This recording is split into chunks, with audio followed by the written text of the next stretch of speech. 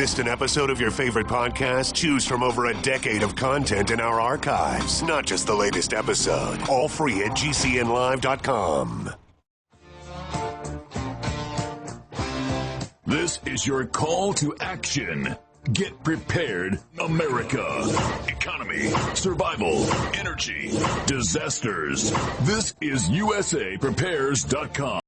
Informative radio, educational radio. Interact now by emailing instructor@usaprepares.com or text at 434-390-7953. Class, please take your seats. Now, your instructor, Vincent Finelli. Jason and I were talking about the president's press conference last night and how it interrupted Lego Masters. And and Jason was anxious to watch Lego Masters. Thank you, Jason, for engineering the broadcast. Everyone all set, cocked, locked? Here we go. Your dial is set correctly to USA Prepares. Telephone listen line is up. If you'd like to listen on your phone, 712-770-9418. 712-770-9418. Telephone call-in number, if you would like to call us, is 866-582-9933. 866-582-9933.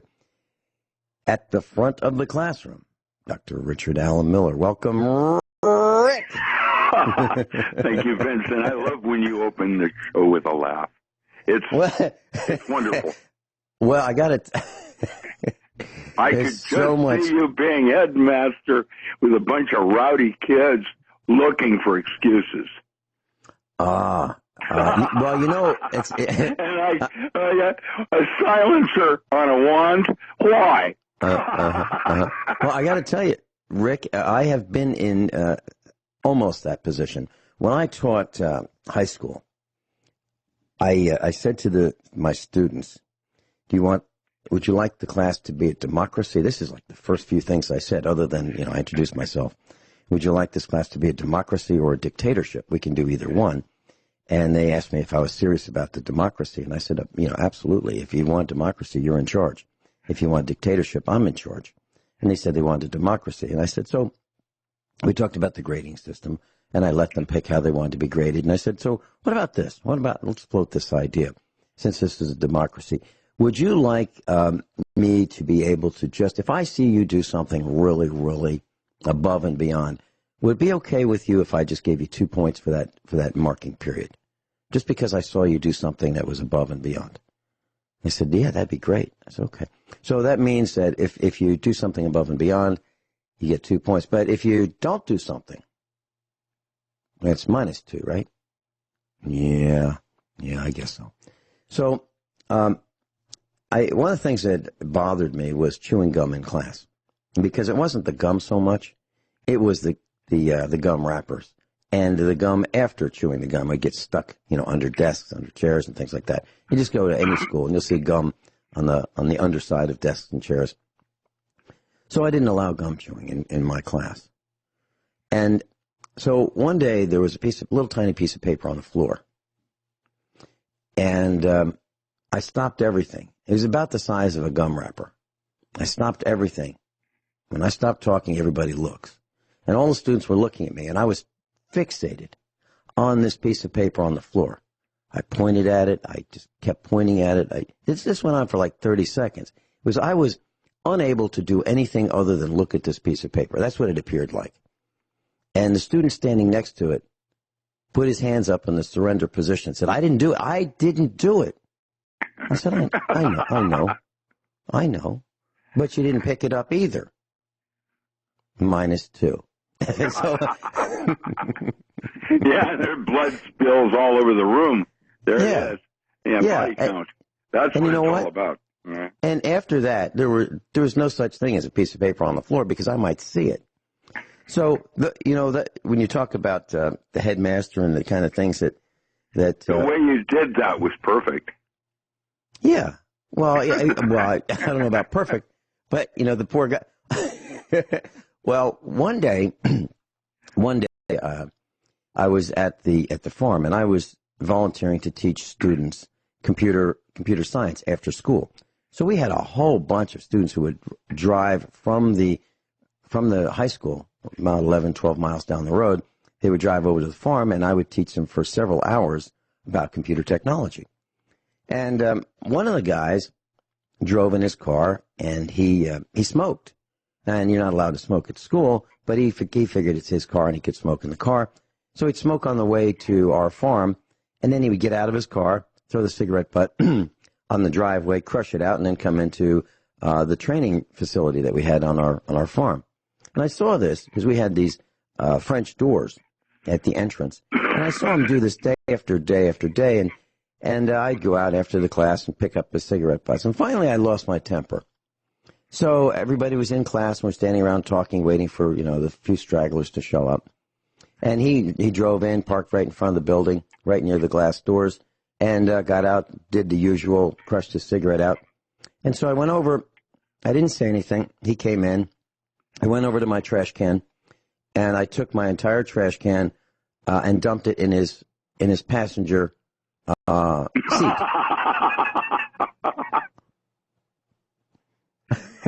I know, man. I can just see that one. Well, I did. It's a lesson.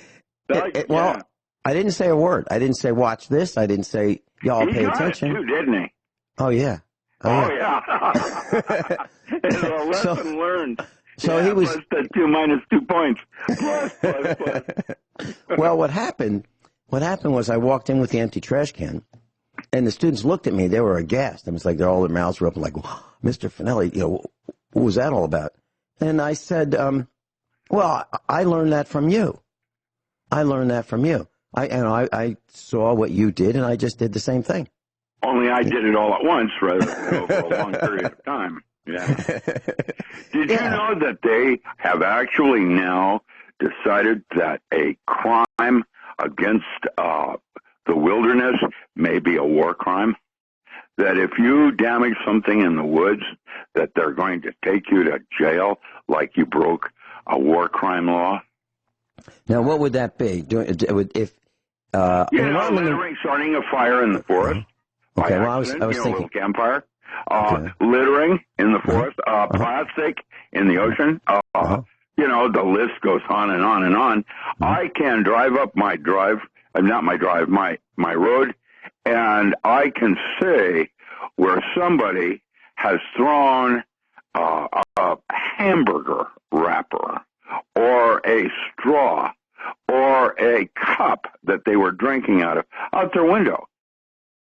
Now, when I was raised, you couldn't do that kind of thing because that was a crime against nature. And what they do here in Grants Pass is the people on work release get to police and pick up the roads coming into town. So when you come into Grants Pass, there's no litter on the roads. Now, I have gone to graduate school back east, and driving from Washington, D.C. up to New York City is unbelievable. You could, just in that drive, have enough litter on the road to fill 20 trucks of garbage. And from people. They don't pick it up on the East Coast like they do on the West Coast. And that is, just a casual single cigarette butt adds up to the fact that now our oceans are in trouble because of plastic. And people don't get it. What's one wrapper going to do? It isn't about one wrapper. It's about the mental state of disregard. Very good point. Very good point. These are the kinds of things that I feel need to be stressed in elementary level school systems.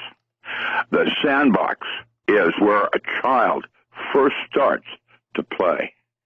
And a sandbox is your garden. And they're equipped right out of the gate to want to do the right thing. And where they learn how to do it incorrectly is by example. And none of us understand the importance of parenting and walking the talk so that the lessons are learned. In Asia, they have a respect for age. It doesn't matter whether you're incompetent or stupid. The fact that you had to go through that many years of reality automatically demands respect. And we don't have anything like that on the West Coast here. The kids can swear at an old man without even thinking about it. And this is, or are going to be, the people that push you and me around in a wheelchair when our teeth fall out. And so there it is. Who do you want? And how's that go? What do you want? And what's in your wallet? You know, there it is. How do you want to play that? So you're talking about the sandbox. You're talking about the sandbox. Now, one thing that we don't do, never did, is we didn't throw our chewing gum in a sandbox. We didn't throw nails and beer bottles in a sandbox because a child might get hurt. So sandboxes were relatively safe places, right?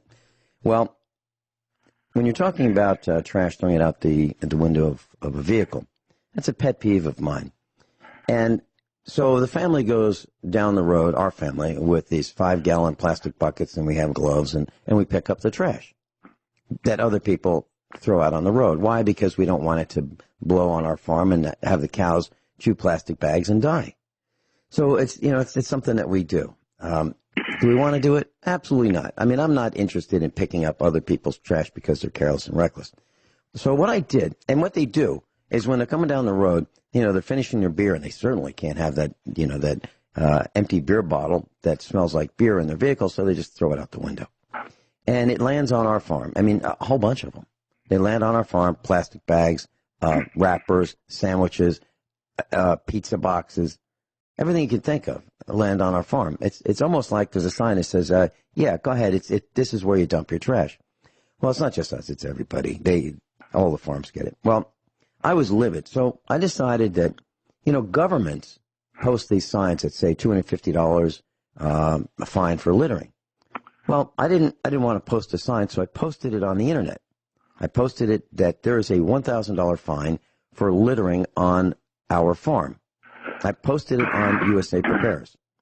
And then I said, and there were various fines. So if someone were to poach and shoot an animal from the road, and that animal was a wild animal on our farm, there was a fine for that.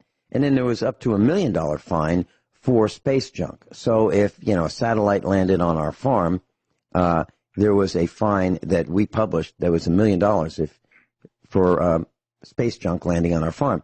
Well, I was on stage, and this shows you the reactions some people have to these kinds of things. So I was on stage at Laclede Electric talking about running for office and what I was going to do for the electric cooperative members. I had my 2 minutes on stage. So one of the guys running against me, one of the guys running for re-election, took me to task after I spoke, and I could not retaliate or rebut. He said, Mr. Finelli if you litter on his farm, is a $1,000 fine. Up to $1 million fine, for littering on his farm. How about a little civility, Mr. Finelli? Now, the reason why it's $1 million, I'll tell you that when we come back. If a satellite lands on your property, it's a big problem. We'll be right back.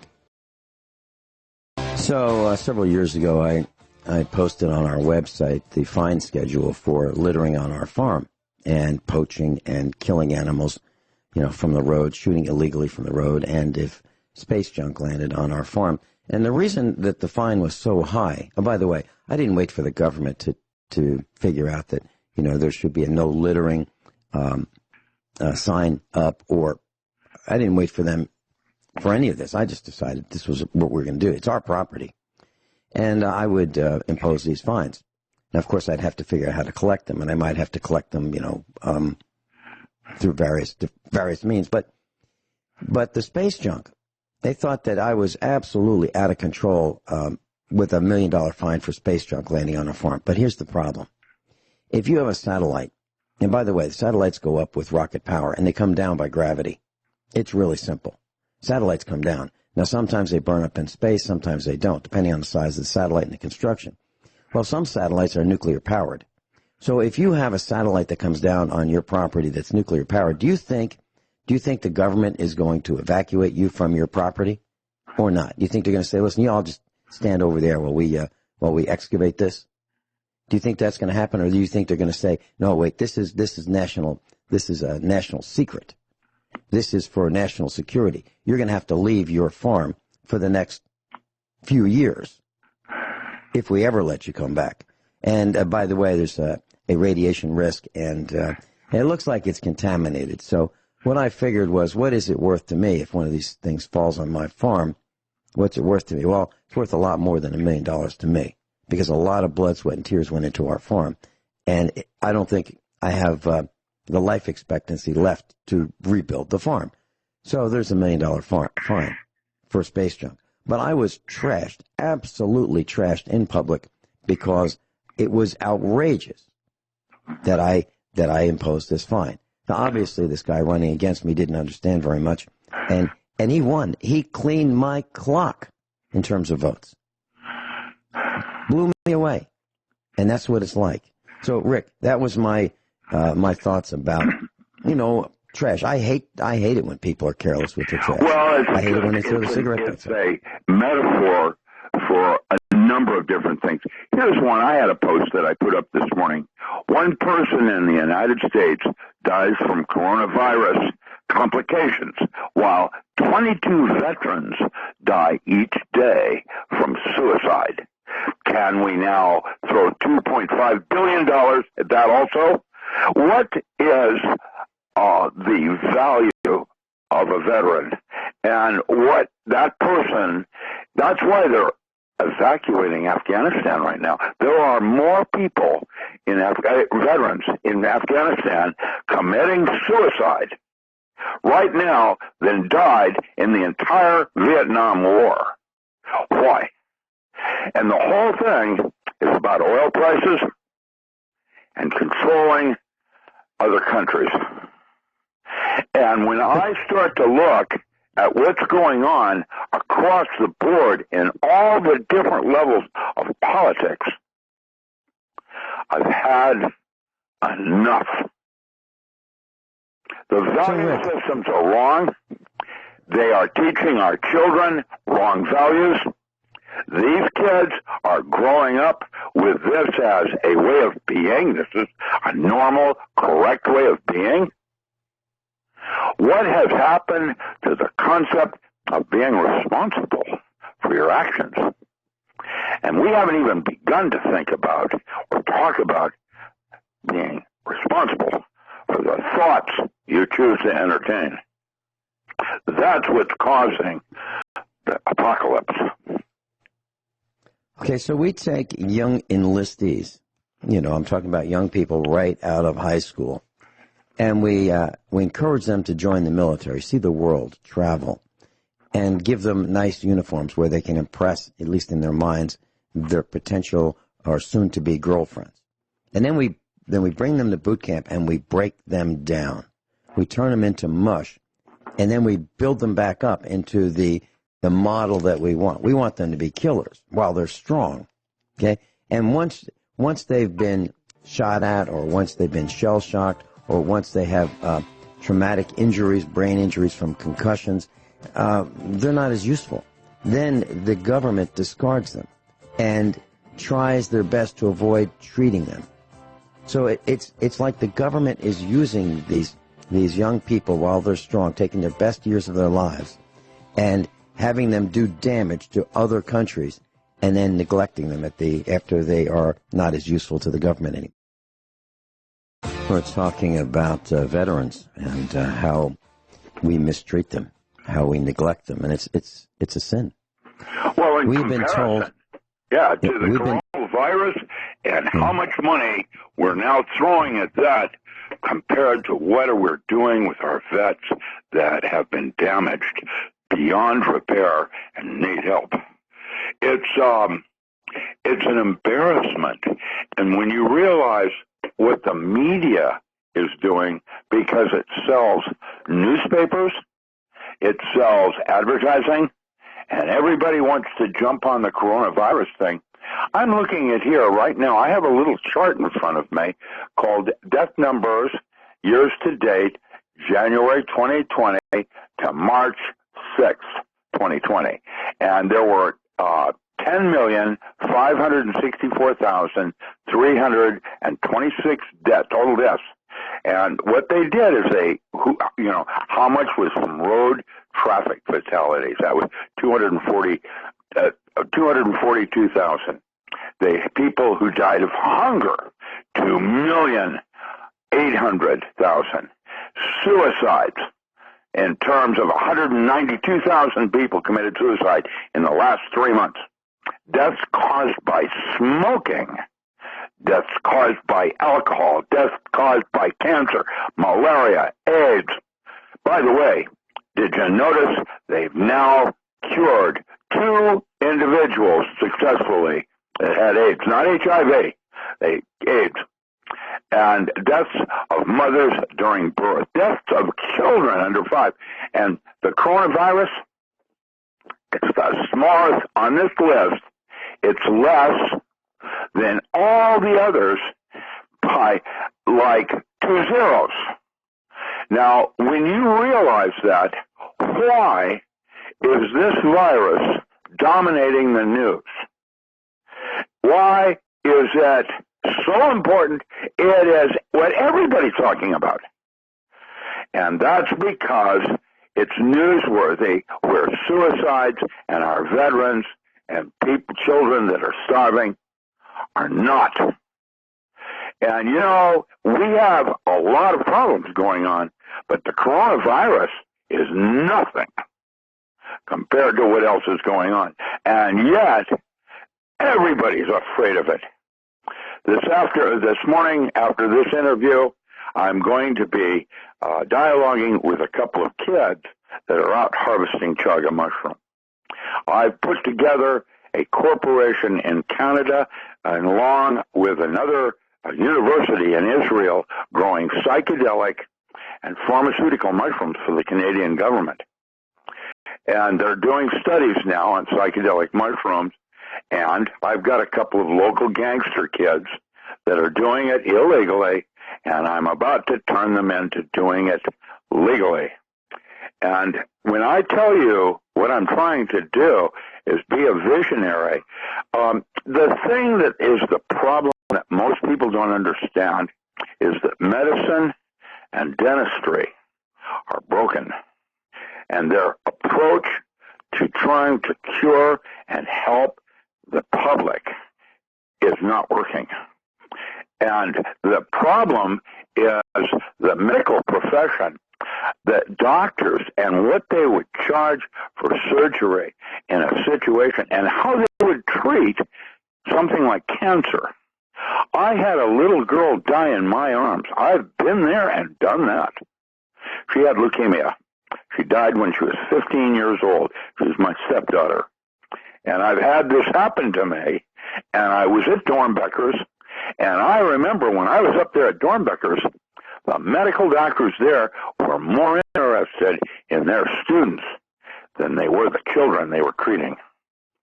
And I remember when she was sent back home to die here down in Southern Oregon at Rogue Valley Medical Center, the caregiving. Now, I have my own ideas about what I think is important in the news. And I have to tell you right off the top, Bill Gates warned everybody. He didn't warn, he bragged, that's a better way to put it, about how this was going to happen 10 years before it did. And I've got the patent. I've got our people that are arrested, the individual that stole it out of Canada, weaponizing it. I have Bill Gates not only owned that, he owned the Wuhan medical dispensary that was doing the studies. If you want to lynch somebody, let's start with the people that own this thing. That's a good place to start. And go into the media and let's start giving them a black eye, black mark, for littering on the floor with gum wrappers. because it was Bill Gates that started this whole thing and said so 10 years earlier. Beware, he said. Why did he even invest in this in the first place? I can look at Windows and how it's worse than Mopar for my computers, and how many backdoors and spy. It's all crazy. And it's all about money. It has nothing to do with mankind. And now mankind is at the brink of extinction in half a dozen different. Oh, God. I just realized I'm on a soapbox. Sorry. Sorry. Oh, you're doing fine. But I'll pull back. I'm sorry. You're doing fine. And No. This is wrong. And guess what? The kids are all watching how this plays, and this is normal. Okay, you mentioned Bill Gates and you mentioned Windows. Rick, I've got to tell you, if I were invent Windows, FYI, by the way. It's alleged that he stole it from Steve Jobs. Yeah. So is that what you're talking about? Well, there's more. I grew up in Seattle. I remember Redmond before the Microsoft buildings there, when I used to go into those fields and hunt rabbit. I, watched it all change, and I've had enough of all of this because I've lived long enough to see the changes and know what it was, what it is, and what it coulda, shoulda, woulda been. And, here we are at the end of days. All right, Rick, you mentioned Bill Gates, you mentioned Windows. Now, I would be embarrassed if I created a product that was as defective as Windows, and it needed to be repaired, and I said to my customers, that's not needing repair. It's like your brakes. They're designed to break. They're that's what I mean. Designed with intent to have backdoors and weaknesses that need updates. I'm on Bluehost right now with my website using the WooCommerce, and I'm getting rid of both of them because WooCommerce is like Microsoft, where I have an update every single day. That's 365 updates a year minimum. Now, you tell me what's wrong with that. I dumped WooCommerce. I couldn't stand it. And Bluehost, I can't prove this, but I believe that a lot of the attacks and emails that we get that say, oh, got you on camera, and we're going to hold you ransom. Right, in-house.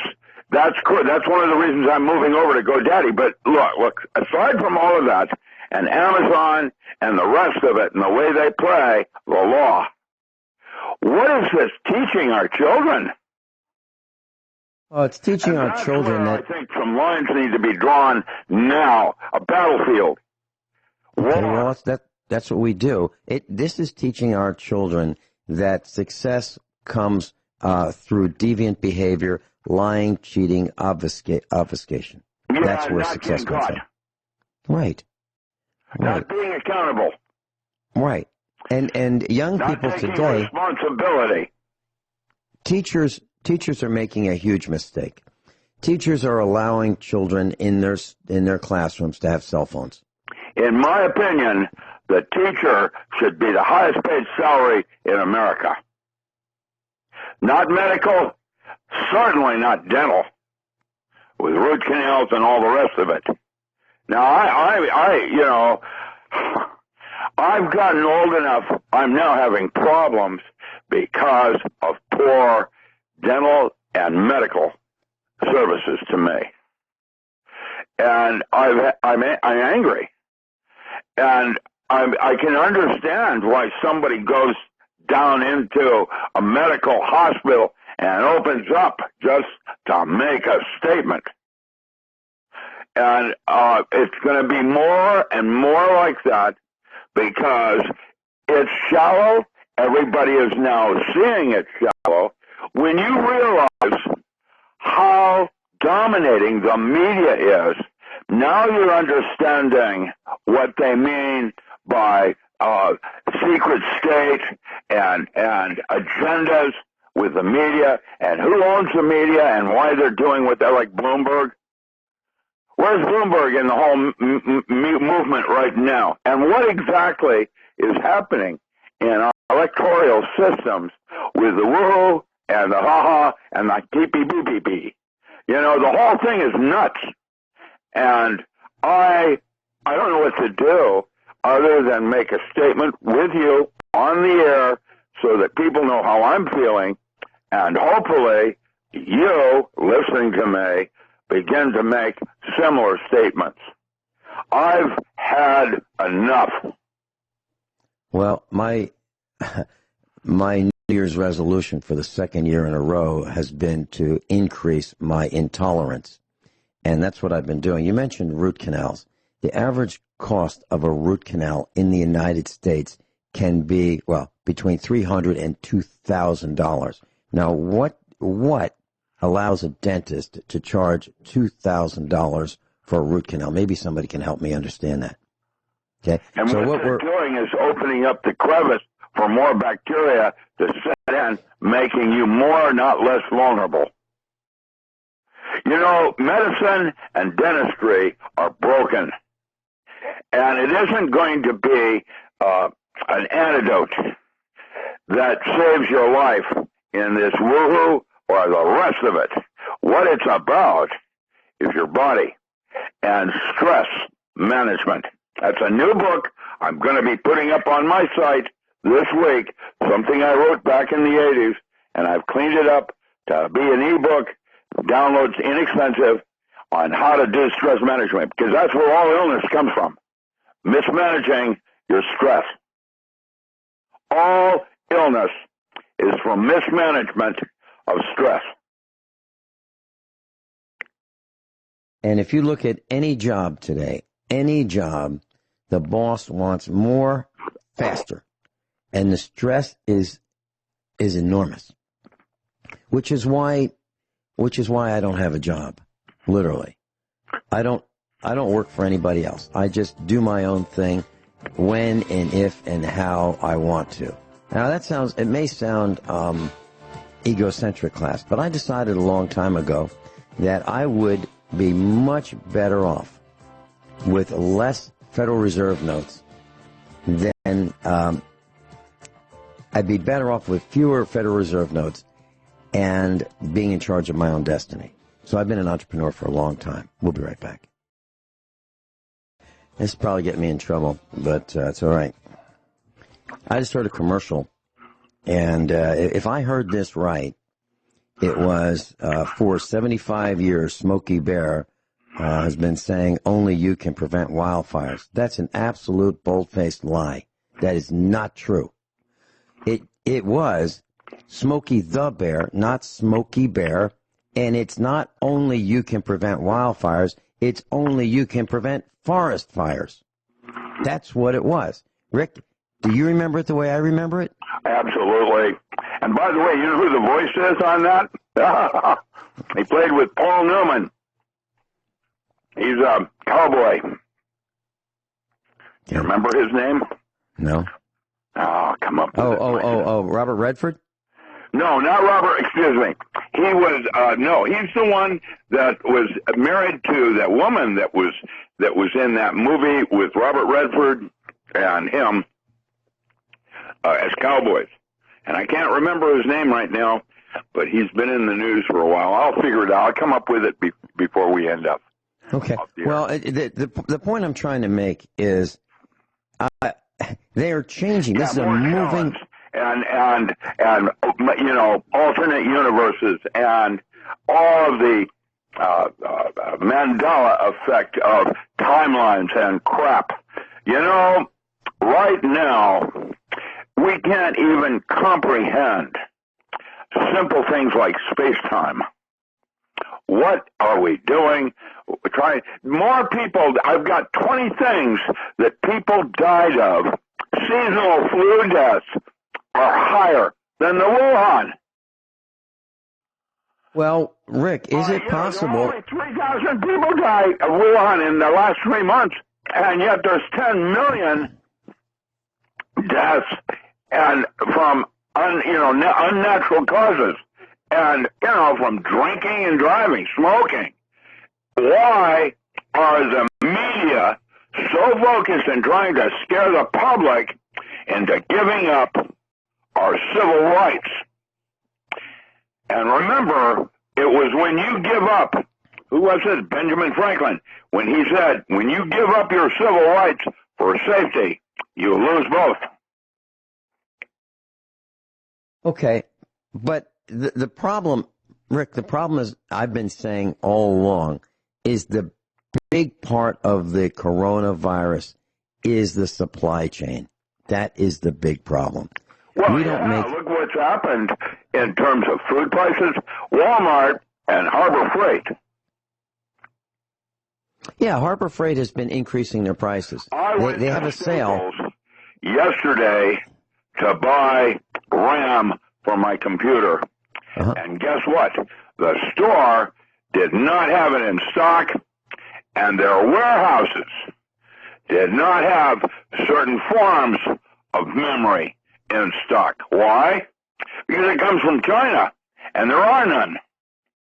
Now, what's going to happen when you realize that 96% of most everybody's prescription comes from China? There's your medicine at its finest hour. And what's wrong with America. Our politicians, our alleged representatives have sold us out to the highest bidder. And our corporations have sold us out for the lowest cost. They have figured out that, and this is decades ago, that it's easier to go get it from China halfway across the world than it is to make it in Brooklyn.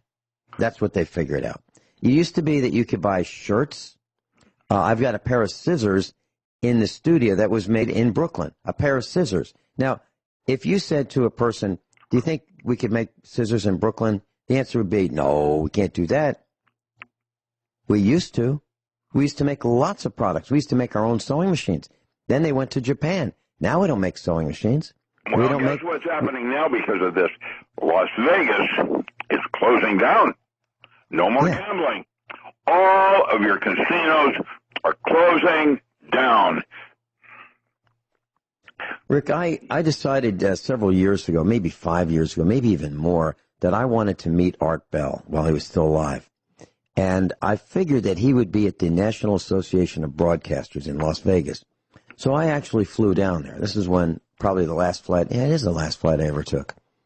And so that convention was about 100,000 people. I thought that it'd be a big convention, but I didn't realize how big it was. That convention, it's called the NAB, National Association of Broadcasters show. The last one they had, the last recorded information, I think was 2016. They had 103,000 attendees from 161 different countries, and they had 1,806 exhibitors. That's a huge convention. Well, it was going to be in April of this year. April. That's real soon, right? Like next month. They canceled it. They canceled that convention. That convention, if you're going to one of those conventions and you're setting up for it, it takes like a year to build your exhibit. I mean, these are elaborate exhibits. And at the last minute, they pulled the plug on it. And it's not just that. There are ball games they pulled the plug on. We'll be right back. Everyone all set? Cocked, locked, hour number 2 of USA Prepares. Dr. Richard Allen Miller's with us, class.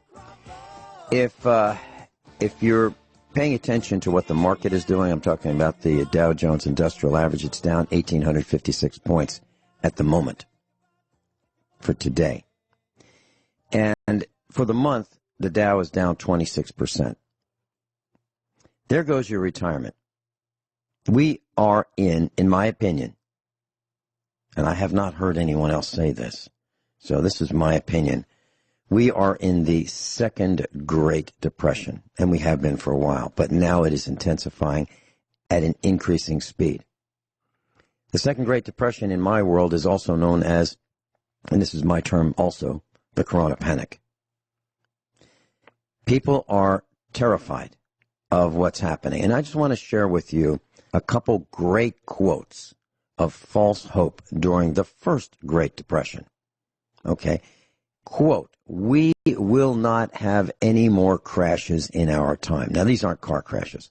These are financial crashes. We will not have any more crashes in our time. End quote. John Maynard Keynes, 1927. Myron Forbes, president of the Pierce Arrow Motor Company, which is defunct, said this in 1928. There will be no interruption of our permanent prosperity. Andrew Mellon, the Secretary of the Treasury, United States Treasury, said this in September of 1929. There is no cause to worry. The high tide of prosperity will continue. Here's another one. This crash is not going to have much effect on business. That's Arthur Reynolds, chairman of Continental Illinois Bank of Chicago in 1929. Here's one. This was a cablegram, Bernard Brunch, to William Churchill. Financial storm definitely passed. That was in November of 1929. The crash started in October of 1929. Here's one Andrew Mellon said in 1929, December. He said, the government's business is in sound condition. Secretary of Labor, James Davis, said in 1930, the worst is over without a doubt. He also said, we've hit the bottom and are on the upswing. He said that in 1930. Class, we did not get out of the first Great Depression until 1945, at the end of World War II. It took a world war to get us back on our feet from the first Great Depression. Yeah, that was a woman rolling her sleeves up and going back to work. And that's what we have today is an opportunity, a window of opportunity to take back America's greatness, which was founded in agriculture. And once we do that, everything is good again. And so, with that said, I'm going to recommend, because of what I'm doing, as a movement, we all start a herbal pharmacy at our own home for something to barter. You don't have to use it. Grow the plant just to learn how to grow these pharmaceuticals. I've got people coming over today that are growing pharmaceutical and psychedelic mushrooms because I've been given a permit to grow them legally by the U.S. government. And I'm going to tell you that that's where it's at, not getting your mushroom from Mexico or China. And trade aside, the balance of the trade deficit is whatever herb that you grow in your garden, it is written in stone that the German market will buy 10 times what the domestic U.S. market will use. That includes cinnamon, bay leaf, the Umbularia californica, what we call myrtlewood here, that grows everywhere. That's bay leaf used by showing.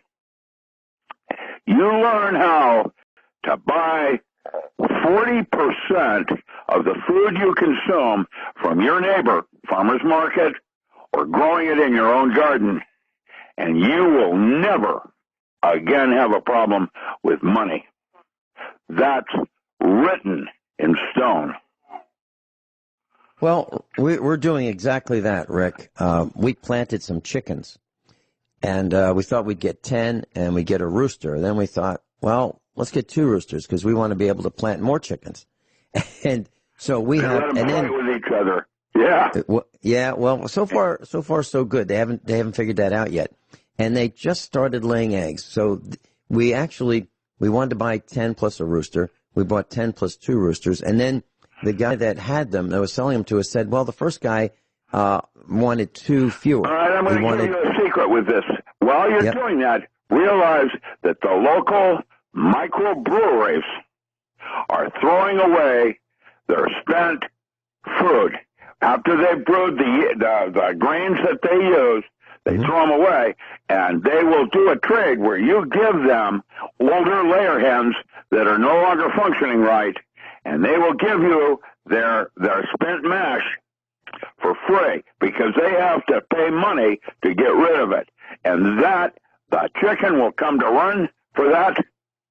I'm going to recommend that you work with Anaconda and types of breeds that lay blue eggs because they've got a different mineral content and structure to them. And once you start to do that, you can find there's a relationship in your community where your chicken feed is no longer part of your overhead. I love it. Flash. I love it, and I know exactly where I can go to make this happen. Well, I've been there before. Set that up because they'll do that trade with you. Absolutely. And what you do is 3 times a week, you'll pick up 6 to 8 garbage cans full of spent mash, and you spread that out, and watch how those chickens will run for that one. What about spreading that out on the field? Well, that's what you do. You work out of the back end of a truck. As you're driving the truck, your boy is pouring out that mash in a line, and watch those chickens race your truck. Mm-hmm. Mm-hmm. And so I could spell up yours with that line, and the satellites will be able to pick that up, right? I see what you're going to do. Listen, man, you're an evil man. You have no idea. I have no idea. That's why I want you to be a headmaster, man. You're people like me and running a tight ship. That's what I'm seeking. You've done enough mechanic work. You can do Mechanic 101 for children. But really, I think you'd make the greatest. Oh, man. I think you'd be the... And that's the other part of what's so important. We do this with humor and have fun.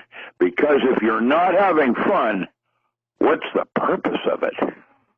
Yeah. All right. So what, Rick, what would be entailed with me as this position that you're talking about with Albert Schweitzer University? Can we flesh it out right here on the air? The big wand that knocks down bad students trying to do witchcraft. God's work, backhanded. I don't know. This is a growing process. I have no idea how it's going to play yet because I'm not the one running it. I'm going to let the kids tell me what they want. Well, that's really interesting because that's kind of my philosophy. That's what I did when I taught. There you go, man. That's what I'm talking about. I don't know what I'm going to do. I'm going to open up with, look, what I bring to their table is my insight and limitations of experience. When you become experienced doing something, you also are limited in what you do because you don't do that anymore. A child doesn't even know better and makes discoveries that you would never have access to. And that's why they're smarter than we are. We're just simply more experienced and as such, more limited. Mm-hmm. And once you get that message. And I was, semi serious about when I said spell up yours, because if I were in this university in that position and we were actually doing this training about I like the garbage can on his car. That was a good one. Well, what I would actually do with the children with this MASH experiment and the chickens and the raising the eggs, it would literally, we would spell things out on the field, and then we'd say, let's see how long it takes for the satellites to pick this up, and then then we can look at our address, our GPS address, and our physical political address, and see what Google has to say about these fields where we spelled these things out. Let's see how long it takes. I mean, there are a lot of things that could be done with, when I look at life, I look at everything as a lesson. We homeschooled our children, and people thought we were crazy because how would they be socialized if we, didn't allow them to socialize with thugs? But everything was a lesson. When we went to the store, we'd look at ounces, we'd look at ingredients, we'd look at construction, we'd look at, what was it take to get to the store. I mean, everything was a lesson. Things that teachers in the public training camp don't talk about. So are you talking about this Albert Schweitzer University being that kind of an organization that would be all-encompassing? Yeah, that's where we begin. I have no idea what it will evolve into any more than Rudolf Steiner seeing Waldorf. You know, Rick, there's a term in finance. It's called random walk. And what that means is everything bumps along just fine, and then something happens and everything changes. So, for example, and I don't want anybody to think I'm advocating this. I'm just using this as an example. So everything's fine, then an important head of state gets shot. Okay, no one expected that to happen at that time. Then the market, reacts negatively, or the coronavirus happens and the market reacts negatively, which is what we reported a few minutes ago. Well, so I have been taught, I'm trying to connect two dots here. I've been taught at my university training, formerly for 6 years, that planning, that's what you got to do. And unfortunately, I didn't seem to understand that very well in the university training. And I don't really plan as much as people probably think I should plan. So when I was teaching my classes, I would come up with my lessons, and they would be really fun and interesting because I didn't have the plans. I would react spontaneously as in random walk. You know, when the Wuhan virus hit Vulcan, that's when the Vulcans no longer shook hands. They said, "Live long and crispy." Yeah. Evolution has many faces. And I have no idea where we're going to go with all of this. But I remember watching Steven Seagal trying to get hugged in a meeting for, one of these group meetings. And he would hold back with a distasteful look because somebody wanted to hug him. And my thing, when somebody wants to hug me, I'll do it. Yep. Class, Dr. Richard Allen Miller's with us, richardallenmiller.com, Richard, A-L-A-N, Miller.com. Rick and class, we have the most deceptive and manipulative criminals working to keep the Dow Jones Industrial Average up, and they cannot do it. These criminals have failed time after time over the last 10 or so days, and the market is down for this month 26.73% at the moment. Right now, the Dow is down for the day 1,969 points, just under 2,000. Again, this is the second Great Depression, class. Brace for it. And let me give you another number that is really kind of concerning. Now, some of you may think this is great. Gasoline at New York Harbor right now, and I'm not going to exaggerate. This is the real number. $1. 1.00 Federal Reserve notes buys you a gallon of gasoline at wholesale price New York Harbor. If you were in Nixa, Missouri, N-I-X-A, Missouri yesterday, you could have bought gasoline for $1.75 per gallon. That's retail. That's with all the state and federal and local taxes added in, $1.75. So wholesale is $1 plus transportation to get it to you, plus the retailer's markup, plus the state and federal and other taxes, $1.75 in your tank in Nixa, Missouri. Now, it's lower probably in some other states, and it's higher in other states. But that's what it is yesterday. And if you don't believe me, go to gasbuddy.com, G-A-S, buddy, B-U-D-D-Y. Just go to a search engine, type Gas Buddy, comma, Nixa, N-I-X-A, comma, M-O, for Missouri. Gas Buddy, Nixa, N-I-X-A, Missouri. You'll see it's available at Casey's General Store, for $1.75 right now. Right now. So what I'm trying to say is this corona panic is real. People are terrified. If you want to buy powdered milk, domestic manufactured powdered milk in the United States, good luck. I have not been able to find it. Seriously. Germany says 70% will be infected. That doesn't mean 70% will die, but here are the headlines on Drudge Report right now. Germany, 70% will be infected. Tom Hanks, Hanks, the actor, the script reader, tests positive. NBA, National Basketball suspends the season. That means that they're going to play games with no one as spectating. No one will be watching. The guys will be, bouncing the ball, and the cameras will be there, but there will be no guests or fans. And now, a panic after travel ban. That says it caused mass panic. Travelers in Europe rush to get back to the USA because Donald Trump said last night that there is a travel ban. Well, I think that's great. We want to limit the number of people who get infected. Now, young people don't seem to be too worried about the corona panic. They're not worried because they're healthy. People over 60, those are the ones that are told, y'all, kind of stay home. Frankly, I've mentioned this on the air that we are in lockdown because I don't want people showing up here that could infect our animals, infect us, and I don't want the government coming by here and saying, y'all have to kill all those cows y'all keep because they could be carrying this disease. So we don't want people showing up here. Do you realize how many other diseases are even worse than the Wuhan virus? And well, I don't want any of them every day, being extreme, when you go to Walmart and you grab a hold of a shopping cart, or you pull something off a shelf, a cereal box, and put it in your tray, who else touched it? Well, a whole bunch of people. Well, yeah, it's a way of being. And okay, so Rick, that's what needs to change. And the Wuhan virus is nothing. There are many viruses way more serious and are going to kill more people. This just spreads easily because it's a cold.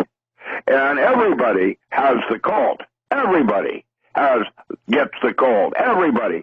Some people Rick, it seems like from it, and most people don't. Why? Because their immune system is good. There's an employee, a Walmart employee in Kentucky, positive for the coronavirus.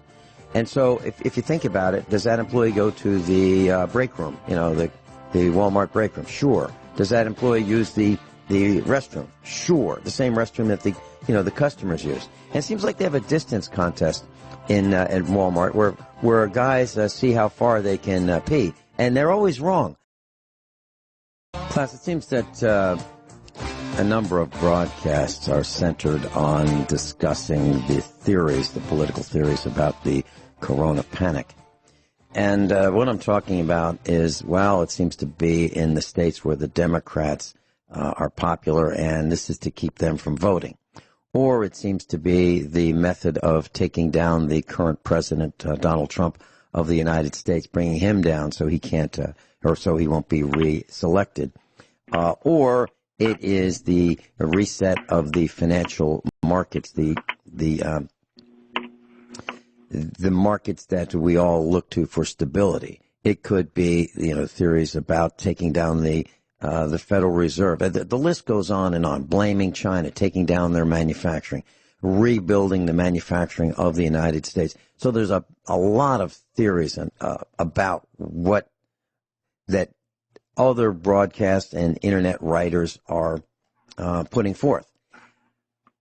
Tomorrow, I'm going to be discussing what my thoughts are. It's just going to be me tomorrow about what you should do about it. Because I maintain this, that regardless of who, what, when, where, why, or how this got started and the conspiracies, you need to survive through it to get to the other side. And then we can get Lucille and go, have a chat with some people. That's what we can do. So, and that's going to happen. Those who survive are going to be frosted because they're going to lose their mothers, their fathers, their grandparents, some children. They're going to be some deaths about the corona panic. And we need to get through it because I believe the supply chain is so fragile and so many parts come from China and those parts are drying up and have been for weeks, as I've been saying. I want to help you get through this supply chain problem. That's what I'm going to be talking about tomorrow. That's where the real challenge is, by the way. And just so everybody wants a direction, basically, the coronavirus is virus, flu, cold, like virus that attacks in the mouth and the thyroid area. And because it does that, what you can do is chew on a echinacea angustifolia root, which increases the turgor in the synovial fluids in your mouth. That's what causes your mouth to go numb. And when you chew on echinacea, and what that does is sets up electrostatic fields so as to localize the infection where it cannot establish, and now the body can easily go in and drill it if you are not coping. Basically, everybody is fighting off this and related viruses at any given moment. This is not a big deal from that point of view. Where the damage occurs is from panic, not death. Okay, so the way I see it, Rick, anything that moves anywhere in the world has some kind of a bearing related to it. I'm not talking about... Yeah, and what we've done is set up our entire society wrongly, and this is Exhibit A of why we need to change things. And because of this, it is an opportunity. Our glass is half full. You're not dead. You are being warned.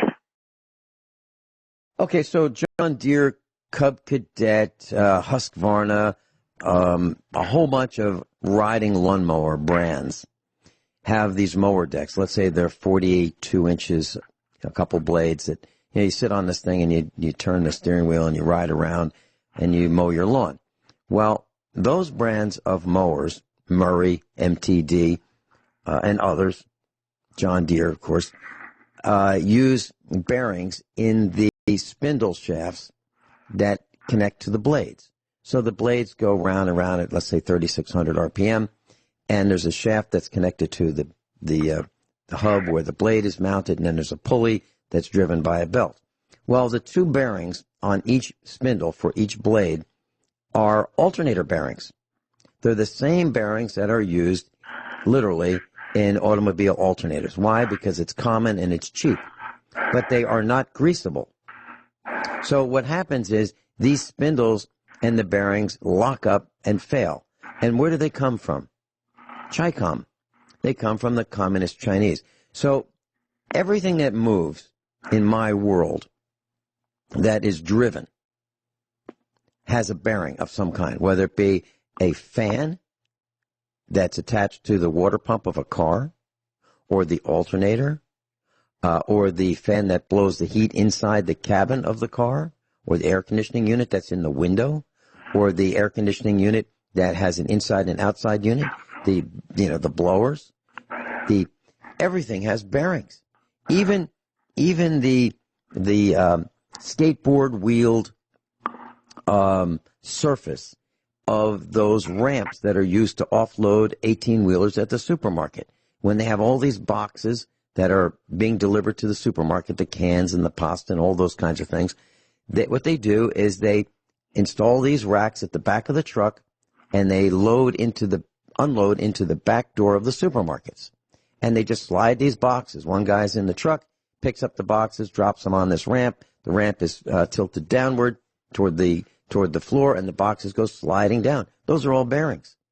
Everything you look at, power generation, wind turbines.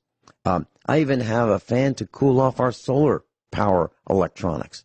And those fans have bearings. Bearings are everywhere, and they come from China. And what I've been trying to say is that when the supply chain breaks and we can't get something as simple as a bearing, motion stops. It stops. The gas pump. When you pump gas, there's an electric motor that pumps the gas. There's all kinds of bearings in that housing that contains all the equipment to pump gas into your car, your wheels of your car. The list is endless. And that's why during World War II, when we attacked and bombed Germany, we looked for their bearing factories. Where do they make ball bearings? Let's go get them. Because when you take out the bearings, they can't move. We don't have to take out the tanks, just take out the bearings. Rick, you remember that, don't you? That's the bottom line. You just nailed it head on. And that's why you want to buy American.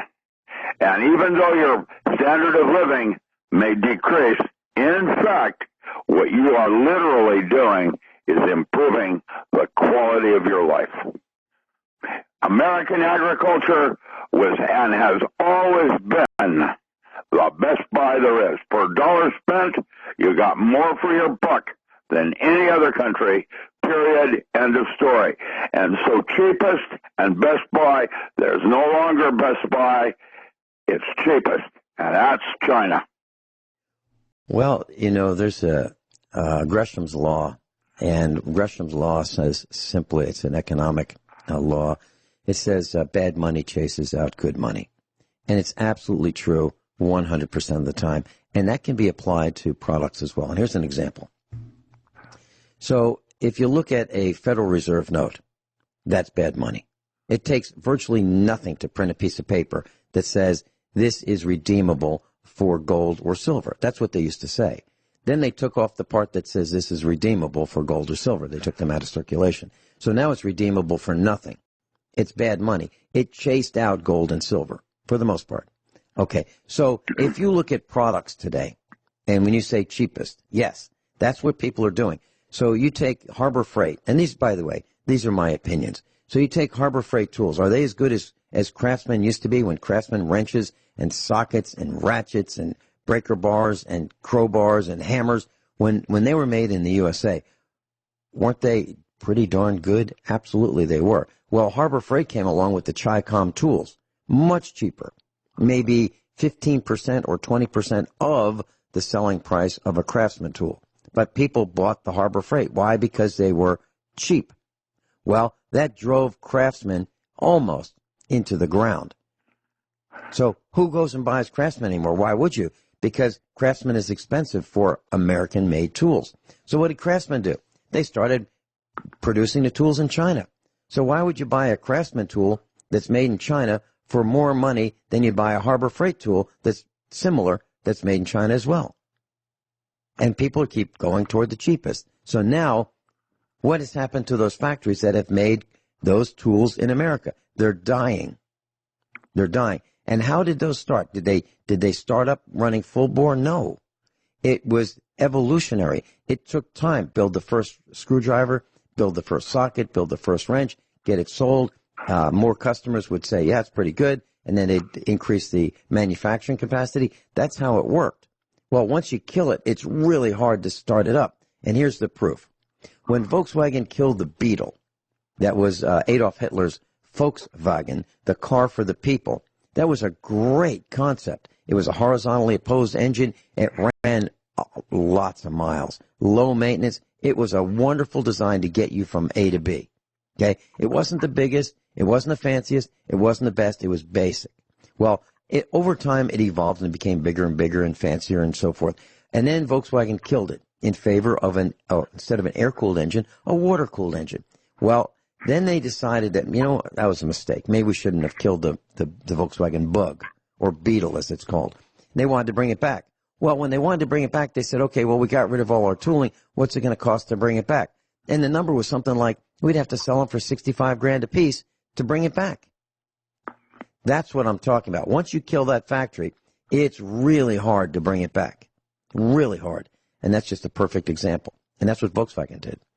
So here we're living on borrowed time almost, and we've got Bill Gates telling us that this is going to happen. We're going to have this pandemic.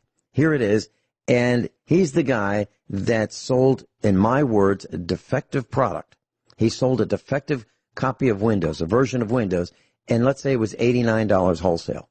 And then the fix, instead of him saying, I'm so sorry, I'm so embarrassed, we should have really made this a better product. No, he says, I'll tell you what, you need an upgrade, and it's $89. So you buy the first one for $89, and then you buy the fix for $89, and the fix has more problems than the first version. So then you need another fix, and this kept going on for decades.